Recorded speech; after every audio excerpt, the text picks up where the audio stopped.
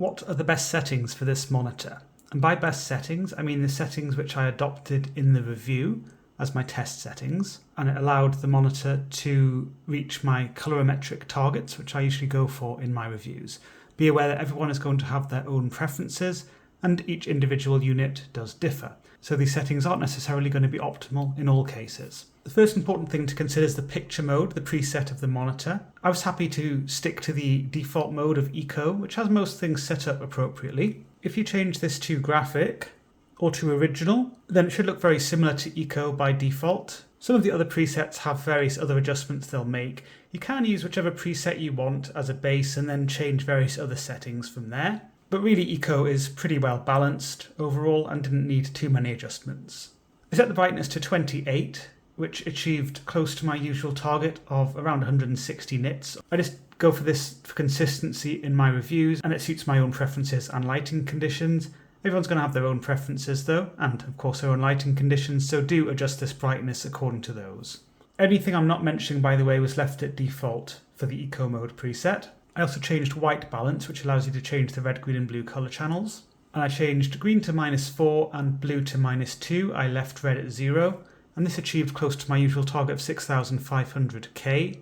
Again, individual units will vary, and you may want to target a slightly different white point, that's up to you. On colour space settings, this is another important one. I left this at native, which uses the full native gamut of the monitor. I like to explore other colour space settings separately.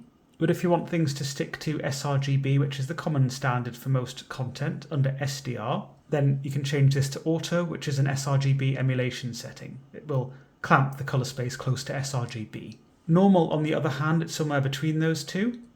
Closer to native, really. It clamps the gamut closer to DCI-P3. For some people, viewing comfort's a very important consideration, and actually that will trump accurate colour output. And that's what the eye saver modes can achieve. They're low blue light settings, which will reduce the amount of blue light outputted from the screen, which some will find more relaxing, particularly in the evening. Low has a good low blue light effect, but it doesn't do anything else to the image to upset it, so that's really the better balanced option. High, on the other hand, massively reduces the contrast and makes everything look flooded. The idea here is that your eyes can spend less time adapting to changes in the image, and some people might find that more comfortable. Personally, I don't. So if I want to use this kind of setting, I would just set this to low, or alternatively, set the colour tone to warm 2, which is also an effective low blue light setting. It has a slightly less green tint than the eye saver mode. The eye saver mode doesn't really have a strong green tint. It's actually pretty well balanced as far as low blue light settings go, but warm 2 I feel is better balanced. It has a bit of an amber tint. I just find it a bit more relaxing personally,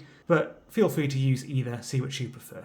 I would, however, recommend sticking to this default of warm 1. At least that's the default for Eco mode, if you want to be getting really closer to the 6500K target.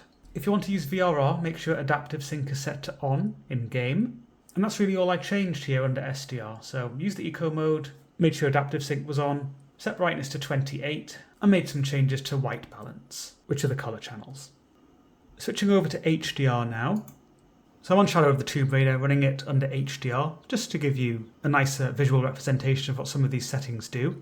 Under HDR, you have unrestricted access to the monitor settings, and that gives you a lot of flexibility to customize the look of the image to suit your preferences, but it also allows you to deviate from a technically accurate image. Whilst individual units can be calibrated a bit differently, and I don't want to downplay the importance of individual subjective preferences, in my case, less was more when it came to these settings. So I changed very little under HDR really. As with SDR, I found the default Eco setting to be a good base, or you could use graphic or original if preferred, as they're set up in the same way by default. So the brightness setting, and I should have mentioned this under SDR really, the brightness is a bit odd on this one because it goes up to 50, it's the same under SDR, rather than going up to 100. And by the way, you will be able to see a bit of flickering on the video. That's just because of the brightness regulation method used by the monitor. That isn't something which I noticed to the eye in this way. Just thought it's worth mentioning because the camera is picking that up. But 50 is the maximum brightness, so that's the highest it'll go. It won't go up to 100. If you reduce this, it does affect the PQ curve, and it can give a generally duller appearance to the image. So it doesn't just limit the peak brightness and neatly remap things. Although particularly with smaller adjustments here, it is actually gentler in its approach compared to some monitors under HDR. So if for viewing comfort reasons you really want to decrease the brightness a bit, then feel free to do so. But for the full effect, yes, my recommendation would be to just leave this on 50, which is maximum. There's another important setting to consider called peak brightness. I'm just using Windows HDR calibration to help define what this setting does. By default it's set to off, and I can see that it's calibrated to 400 nits as a peak using this setting. If you use medium, then it's calibrated with 500 nits as a peak in mind. And using high, it's calibrated with 1000 nits in mind.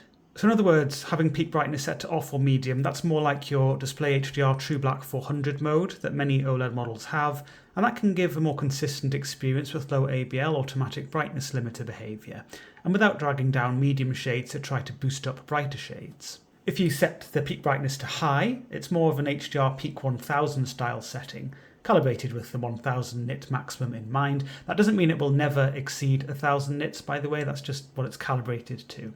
And to boost bright highlights up as much as possible, various medium shades are deepened. And that's due to power constraints, as the monitor would require too much power to display both the bright highlights at maximum brightness, as well as all other shades at their required brightness level. Unfortunately, as is often observed on QD OLEDs, it can also affect scenes where the ABL kicks in heavily and limits the brightness of highlights to Display HDR True Black 400 style levels anyway. And this is something I demonstrate with a bright snowy mountain scene from Battlefield 5 in the review, by the way.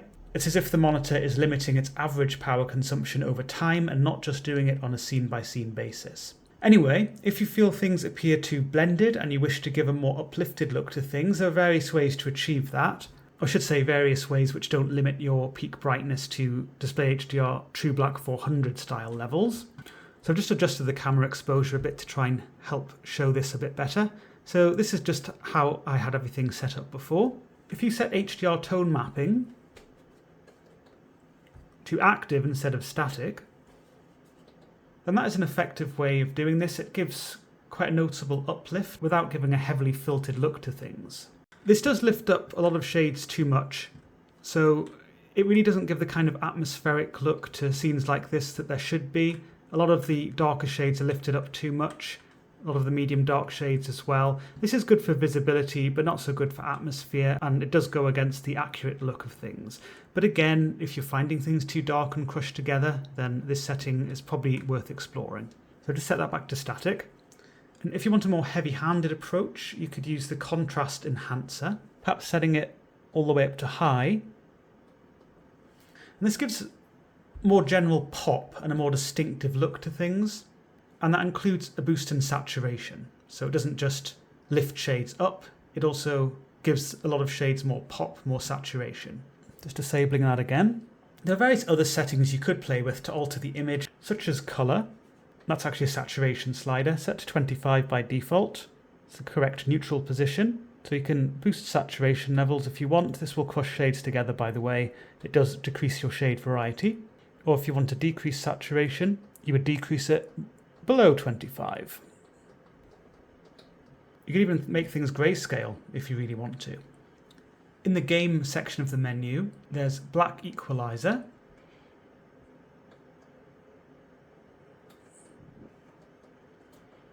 And in picture there's shadow detail.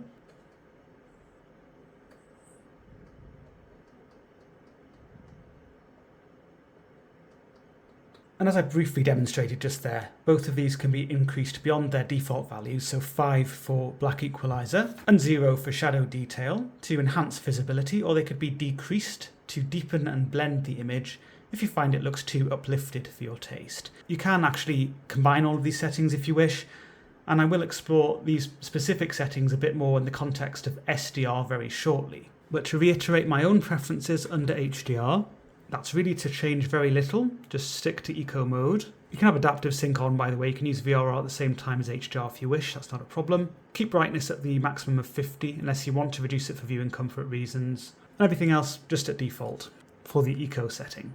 And you can also change the white balance if you need to on your unit, that kind of thing. There's also a gamma setting, by the way, which would change the level of visibility you get. So there's a lot you can tweak if you really want to.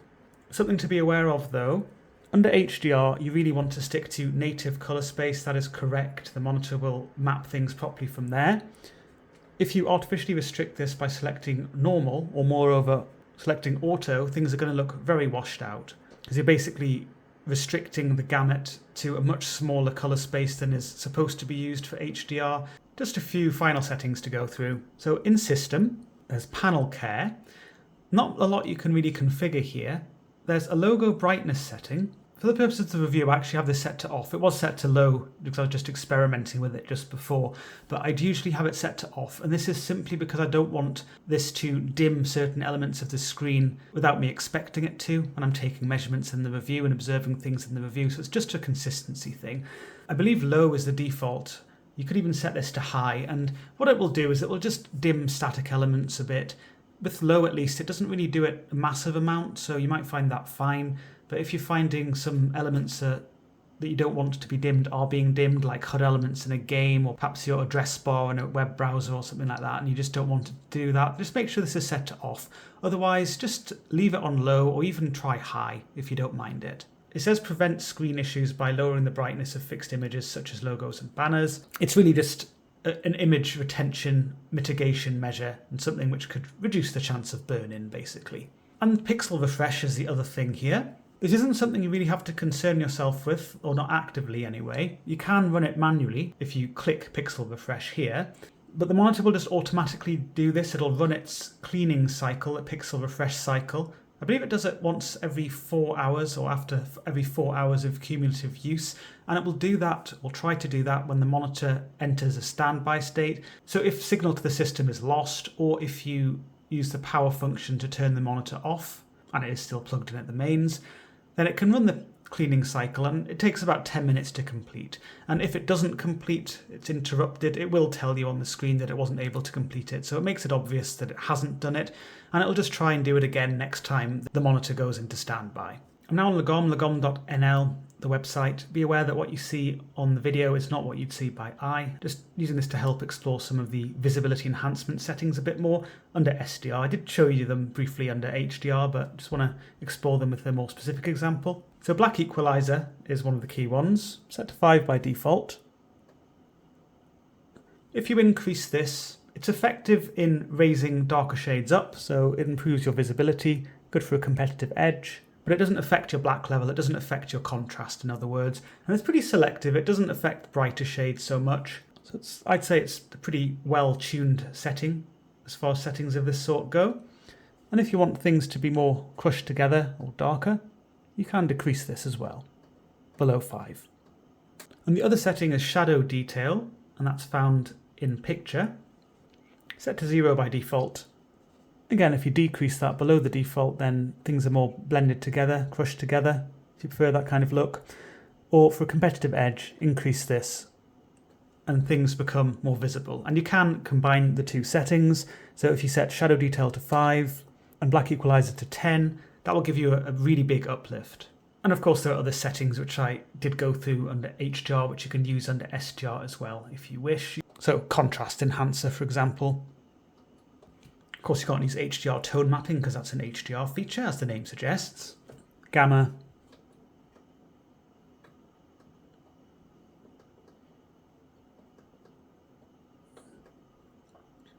So increasing the gamma setting will actually reduce the measured gamma value and lift up shades, brighten shades.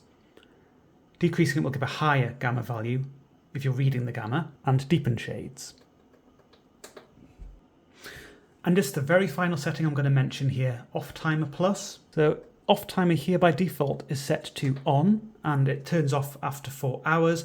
What that means is 4 hours after the signal is lost to the screen, it will turn off, and you'll have to use the power button to turn the screen on again. If you really like your screen to just go into standby and then wake up when you're using your computer, so you turn your computer on, then just make sure the off timer is set to off.